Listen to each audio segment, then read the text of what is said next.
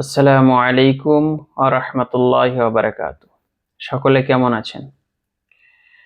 গত দুই ভিডিওতে আমরা তাখতি নাম্বার ১ মুফরাদাত বর্ণমালাকে নিয়ে আলোচনা করেছিলাম। দ্বিতীয় ভিডিওতে অক্ষরের আকৃতি নিয়ে আলোচনা করেছিলাম যে কোন অক্ষরের দ্বিতীয় তৃতীয় আকৃতি কেমন হতে পারে, এবং আপনাদেরকে বলেছিলাম যিনারা কোরআন শিখতে ইচ্ছুক, সঠিকভাবে শুদ্ধভাবে কোরআন শিখতে ইচ্ছুক, তিনারা সকলে একটা করে নুরানী কায়দা বই নিয়ে নেবেন। ইনশাল্লাহ ধাপে ধাপে আমরা ১, ২, ৩, ৪ এভাবে তাখতি নাম্বার এগোতে থাকবো। ইনশাল্লাহ শেষে সকলে কোরআনকে সঠিকভাবে শুদ্ধভাবে পড়া শিখে নেব। তো আসুন আজ আমরা তাখতি নাম্বার ২ নিয়ে আলোচনা করি, যেটাতে যুক্ত অক্ষর এক অক্ষর অপর অক্ষরের সঙ্গে যখন মিলবে সেটা কিভাবে মিলবে সে আকৃতি আমরা শিখি। আসুন আসুন আমরা শিখি। এটা হচ্ছে তাখতি নাম্বার ২, মুরাক্কাবাত, সংযুক্ত অক্ষর সমূহ। এই তাখতিতে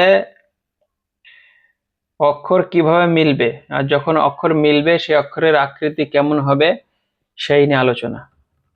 দেখুন, মুরাক্কাবাতের লাম এবং আলিফ নিচে মুরাক্কাবাতের রূপান্তরিত হচ্ছে, যেমন দেখেন এই যুক্ত অক্ষর, এটা লাম আর এটা আলিফ, লাম আলিফ, এটা জিম, এটা আলিফ। জিমের আকৃতি আমি আগের দিন আপনাদেরকে লিখে যেটা শিখিয়েছিলাম, হ্যাঁ, জিম আলিফ, লাম আলিফ, এটা মিম আলিফ, এটা লাম আলিফ, এটা বা আলিফ। হ্যাঁ, আমরা একটা জিনিস আমাদের মাথায় লক্ষ্য রাখতে হবে, এই লাম আলিফ, লাম জিম, এটাও লাম আলিফ, এটা লাম বা, এটা লাম আলিফ, এটা বা লাম বা। দেখেন এই দুটি জিনিস, এখানে একটা উপরে একটা বা আলিফ, এর নিচে একটা বা লাম বা। লাম এবং আলিফ এবং লামের দুটোরই আকৃতি লম্বা একটা দাগ মতো। এখানে আমরা পার্থক্য বুঝবো কোথায়? যদি এই লম্বা দাগের পরে অক্ষর থাকে তাহলে সেটা লাম। দেখুন এখানে নিচে বা, এই লম্বা দাগ, তারপরে একটা অক্ষর এসছে, এটা লাম হবে। আর এটা বার পর একটা লম্বা দাগ আছে, এটা আলিফ হবে। এর আগে অক্ষর নেই, যদি এর আগে অক্ষর থাকতো তাহলে এটাও লাম হতো। লাম আর আলিফের এই পার্থক্য আমরা বুঝে নেব। তারপর আছে কি কাফ, কাফ কাফ কাফ, এই তিনটাই কাফের আকৃতি। কাফ বা, এই কাফ, এটা তা, আগে বলেছিলাম নিচে ফোঁটা হলে বা, উপরে দুটো ফোঁটা হলে তা। কাফ আলিফ, এখানেও কাফ আলিফ, কাফ আলিফ, বা কাফ তা, তা কাফ সা। তারপর কি আছে? বা তা সা নুন ইয়া, এই পাঁচটি অক্ষর নিয়ে আলোচনা আছে এখানে। বা আলিফ, তা আলিফ, সা আলিফ, নুন আলিফ, ইয়া আলিফ, বা সিন, ইয়া সিন, নুন সিন, তা সিন, নুনের উপরে একটা ফোঁটা, তায়ের উপরে দুটো ফোঁটা, আর বা হলে নিচে একটা ফোঁটা হতো। সা সিন, সা জিম, তা হা। এখানে আমরা সময় নষ্ট করব না, যত দ্রুত পারবো আমরা অক্ষরগুলোকে চিনে আগে চলে যাব।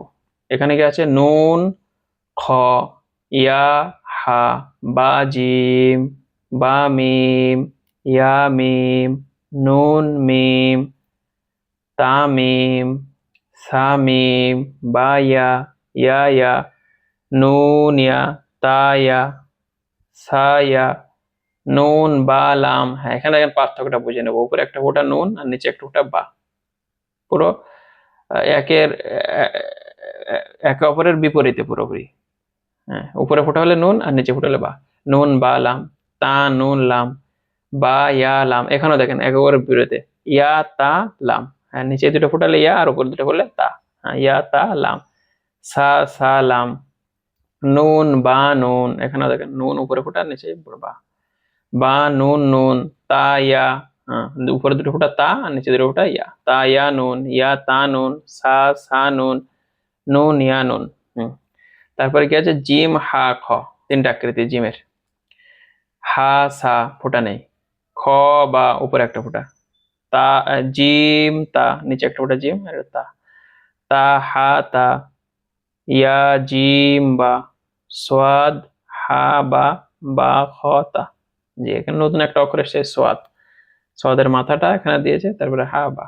তারপর কি আছে? তা, হা হা, তিনটা অক্ষর আছে। বা তা, বা তা ইয়াহা, হ্যাঁ হার আকৃতির উপরে যদি ফোঁটা থাকে তাহলে তা হয়ে যাবে। আমরা ওই যে আকৃতি যেখানে গঠন পড়েছিলাম ওখানে এগুলো এসেছিল। তা হা, ইয়া হা বা, বা হা আলিফ, বা হা মিম। তারপরে আপনাদের দ্বিতীয়টাতে, দ্বিতীয় পেজে এখানে দাল, জাল, র, জা, জিম, দাল, খ, জাল, জিম, র, খ, জা, ইয়া, র, তা, জা, মিম, দাল, কাফ, জাল, ফা, র, মিম, জা। তারপরে সিন, শিন, সোয়াদ, দোয়াত, ত, জ। এই অক্ষর নিয়ে আলোচনা।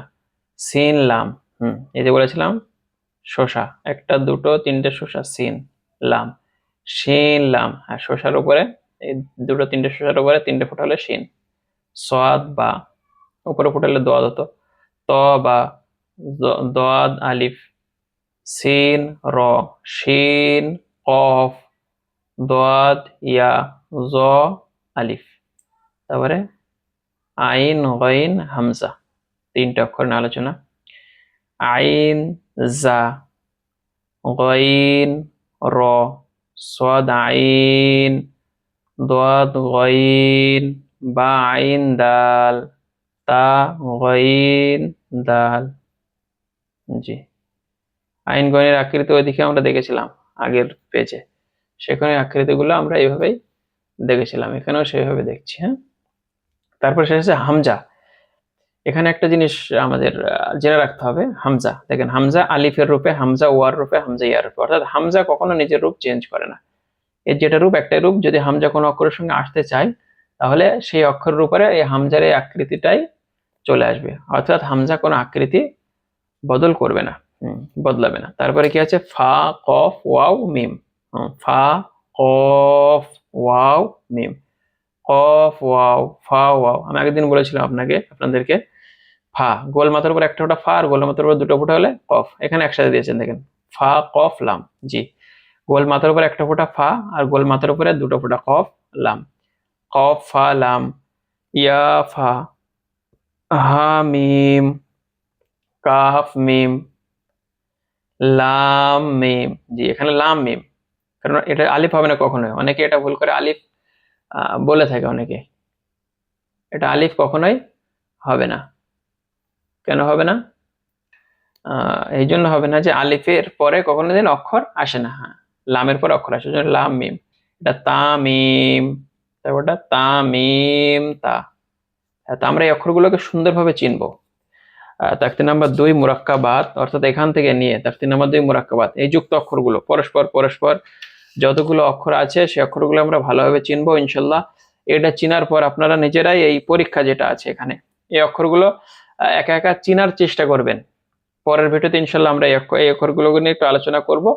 করার পর আমি যেহেতু এখানে এতটা সময় নষ্ট করতে চাইছি না, অক্ষরের আকৃতিগুলো চেনার পরে সামনে যেই আরবি কায়দাগুলো আছে সেগুলোকে আমাদের পড়তে হবে।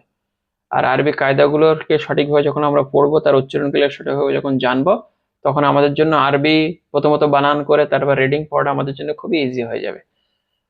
আমরা সকলে চেষ্টা করি।